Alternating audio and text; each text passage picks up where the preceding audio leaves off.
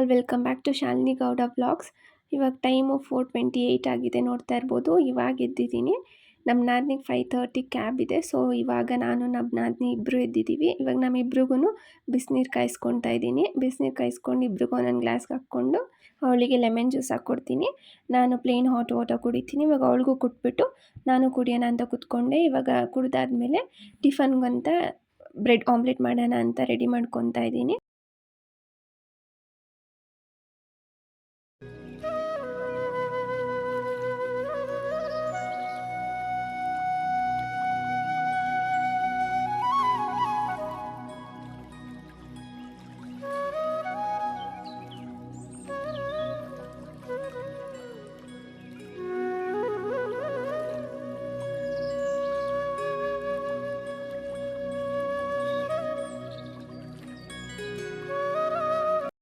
ಇವಾಗ ಇನ್ನೊಂದು ಬ್ರೆಡ್ಗೆ peanut butter ಹಾಕ್ಕೊಡ್ತಾ ಇದ್ದೀನಿ. ಒಂದು ಬ್ರೆಡ್ ಆಮ್ಲೆಟು ಮತ್ತು ಒಂದು ಪೀನಟ್ ಬಟರು. ಸೊ ಇದೆರಡೂ ಮಾಡಿ ಇವಾಗ ಅವಳು ಲಂಚ್ ಬಾಕ್ಸಿಗೆ ಪ್ಯಾಕ್ ಮಾಡ್ತಾಯಿದ್ದೀನಿ. ಅವಳು ಲಂಚ್ ಬಾಕ್ಸ್ ಪ್ಯಾಕ್ ಮಾಡಾಯಿತು. ಇವಾಗ ರಾಗಿ ಗಂಜಿನ ಬಾಟಲ್ಗೆ ಹಾಕ್ಕೊಡ್ತಾಯಿದ್ದೀನಿ. ರಾಗಿ ಗಂಜಿ ಮತ್ತು ಬ್ರೆಡ್ಡು ಎರಡೂ ತಿನ್ಕೊತಾಳೆ. ಇವಾಗ ಪ್ಯಾಕ್ ಮಾಡಾಯಿತು. ನೋಡ್ಬೋದು ಇನ್ನೂ ಎಷ್ಟು ಕತ್ಲಿದೆ ಆಚೆ ಅಂತ. ಇವಾಗ ಅವಳು ರೆಡಿಯಾಗಿ ಇವಾಗ ಅವಳು ಕ್ಯಾಬ್ ಬಂತು. ಸೊ ಅವಳು ಇವಾಗ ಹೊರಡ್ತಾ ಇದ್ದಾಳೆ ಆಫೀಸ್ಗೆ. ಬೈ. ಆದರೂ ಈ ಬೆಳಿಗ್ಗೆ ಆಫೀಸ್ಗೆ ಹೋಗೋದು ತುಂಬ ಕಷ್ಟ ಅಲ್ವಾ? ಆದರೂ ತುಂಬ ಜನ ಇಷ್ಟು ಬೆಳಿಗ್ಗೆ ಹೋಗಬೇಕಾಗಿರುತ್ತೆ. ಇವಳಿಗೆ ಶಿಫ್ಟ್ ವೈಸು ಈ ಮಂತ್ ಮಾತ್ರ ಬೆಳಿಗ್ಗೆ ಅರ್ಲಿ ಶಿಫ್ಟ್ ಇದೆ. 5:30ಗೆಲ್ಲ ಕ್ಯಾಬ್ ಬಂದುಬಿಡುತ್ತೆ. ಅಷ್ಟರಲ್ಲಿ ರೆಡಿಯಾಗಿ ಅವಳು ಹೋಗಬೇಕು. ಅವಳು ಹೊರಟಿದ ತಕ್ಷಣ ನಾನು ನನ್ನ ಕೆಲಸಗಳನ್ನ ಶುರು ಮಾಡ್ಕೊತೀನಿ. ಫಸ್ಟ್ ಆಚೆ ಎಲ್ಲ ಕ್ಲೀನ್ ಮಾಡ್ಕೊಂಡು ಬಿಡೋಣ ಅಂತ ಆಚೆ ಎಲ್ಲ ಕಸ ಗುಡಿಸಿ ಎಲ್ಲ ಒರೆಸ್ಕೊಂಡು ಎಲ್ಲ ರಂಗೋಲಿ ಎಲ್ಲ ಹಾಕಿ ಎಲ್ಲ ರೆಡಿ ಮಾಡ್ಕೊತಾ ಇದ್ದೀನಿ. ಬೆಳಿಗ್ಗೆ ಬೇಗ ಎದ್ದರೆ ಮನೆ ಕೆಲಸನೂ ಬೇಗ ಮುಗಿಯುತ್ತೆ. ಮನೆ ಕೆಲಸ ಎಲ್ಲ ಬೇಗ ಆಗಿ ಆರಾಮಾಗಿ ಮಧ್ಯಾಹ್ನ ಸ್ವಲ್ಪ ಹೊತ್ತು ಕೂತ್ಕೊಂಡು ಟೈಮ್ ಪಾಸ್ ಮಾಡ್ಬೋದು. ಆ ಟೈಮಲ್ಲೇ ಮಿಕ್ಕಿದ ಕೆಲಸ ಎಡಿಟಿಂಗು ಅದು ಇದು ಅಂತ ಎಲ್ಲ ಮಾಡ್ಕೊಳ್ಬೋದು.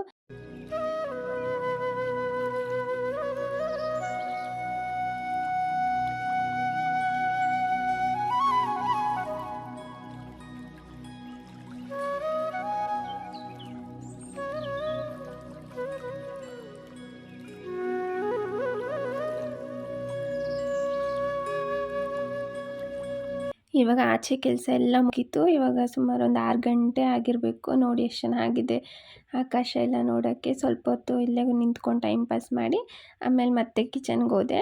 ಇವಾಗ ನಮಗೆಲ್ಲ ತಿಂಡಿ ಮಾಡ್ಕೊಳ್ಬೇಕು. ಅವಳಿಗೆ ಬ್ರೆಡ್ ಆಯಿತು. ಬೆಳಿಗ್ಗೆ ಅದೇ ಅಲ್ವಾ ಬೇಗ ಈಸಿ ಆಗೋದು. ಸೊ ಅವಳಿಗೆ ಬೆಳಿಗ್ಗೆ ಹೊತ್ತು ಈ ಥರ ಈಸಿ ತಿಂಡಿಗಳನ್ನ ಮಾಡಿ ಕಳಿಸ್ಬಿಡ್ತೀನಿ. ಆಮೇಲೆ ನಮಗೆ ತಿಂಡಿ ಮಾಡ್ಕೊತೀನಿ. ಇವಾಗ ನೈಟ್ ತೊಳೆದಿಟ್ಟಿದ್ದ ಪಾತ್ರೆ ಎಲ್ಲ ಇತ್ತು, ಅದೆಲ್ಲ ಜೋಡಿಸ್ಕೊಂಡು ಇವಾಗ ನಾನು ನಮ್ಮ ತಿಂಡಿಗೆ ಟೊಮೆಟೊ ಗೊಜ್ಜು ಮತ್ತು ಚಪಾತಿ ಮಾಡ್ಕೊಳ್ಳೋಣ ಅಂತ ಟೊಮೆಟೊ ಗೊಜ್ಜು ಮಾಡಿಟ್ಟಿದ್ದೀನಿ. ಇವಾಗ ನೈಟು ಒಂದು ಮೂವಿ ನೋಡೋಣ ಅಂತ ಮೂವಿ ನೋಡೋಕೆ ಕೂತ್ಕೊಂಡು ಇವಾಗ ಸ್ನ್ಯಾಕ್ಸ್ ಬೇಕಲ್ವ, ಮೂವಿ ನೋಡಬೇಕಂದ್ರೆ ಸ್ನ್ಯಾಕ್ಸ್ ಇರಬೇಕು. ಅದಕ್ಕೆ ಮನೇಲಿ ಚಿಪ್ಸು ಮಿಕ್ಸ್ಚರ್ ಎಲ್ಲ ಇತ್ತು.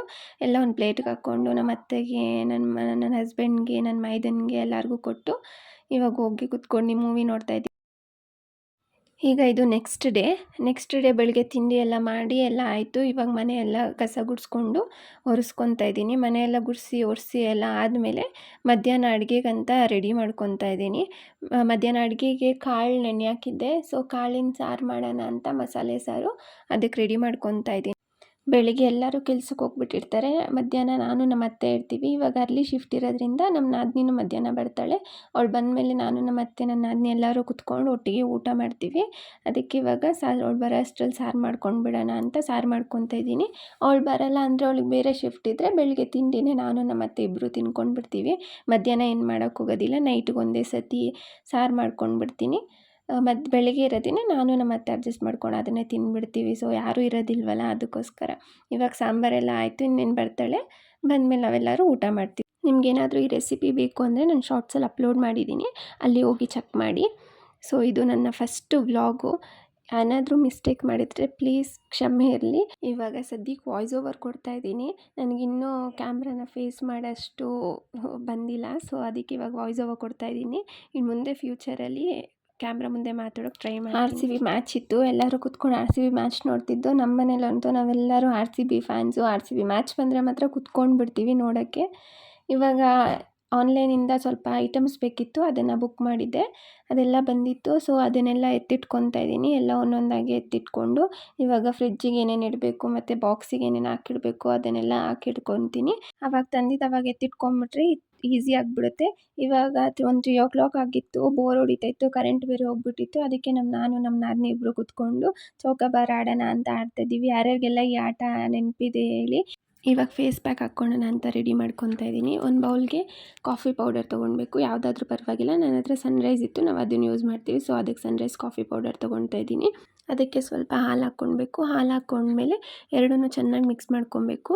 ಸೊ ನಾವಿಲ್ಲಿ ಕಾಫಿ ಪೌಡರ್ ಯೂಸ್ ಮಾಡಿದ್ದೀವಿ. ಕಾಫಿ ಪೌಡರ್ ಯೂಸ್ ಮಾಡೋದ್ರಿಂದ ನಮ್ಮ ಸ್ಕಿನ್ ವೈಟ್ನಿಂಗ್ ಆಗೋಕ್ಕೆ ಹೆಲ್ಪ್ ಮಾಡುತ್ತೆ.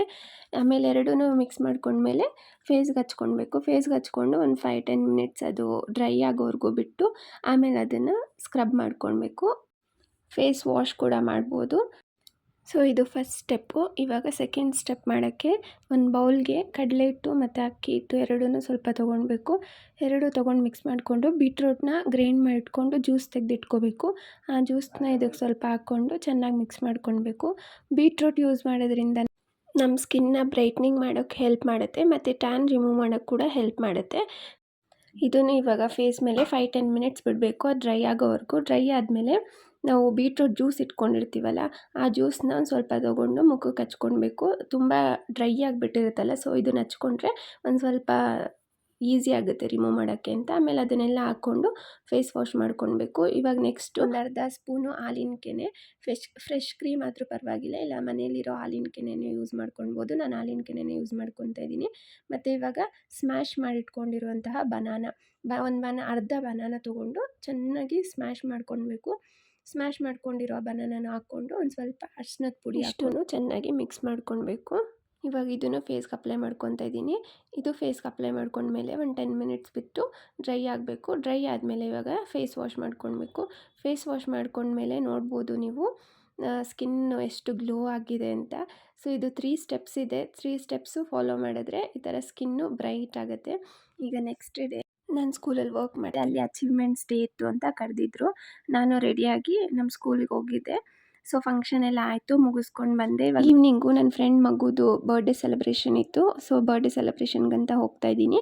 ಹೀಗಿತ್ತು ನನ್ನ ಈ ವ್ಲಾಗ್. ನಿಮಗೇನಾದರೂ ಇಷ್ಟ ಆಗಿದ್ದರೆ ಪ್ಲೀಸ್ ಸಬ್ಸ್ಕ್ರೈಬ್ ಮಾಡಿ. ಯಾರ್ಯಾರು ನನ್ನ ಚಾನಲ್ಗೆ ಸಬ್ಸ್ಕ್ರೈಬ್ ಮಾಡಿಲ್ಲ ಪ್ಲೀಸ್ ಸಬ್ಸ್ಕ್ರೈಬ್ ಮಾಡ್ಕೊಳ್ಳಿ. Thanks for watching.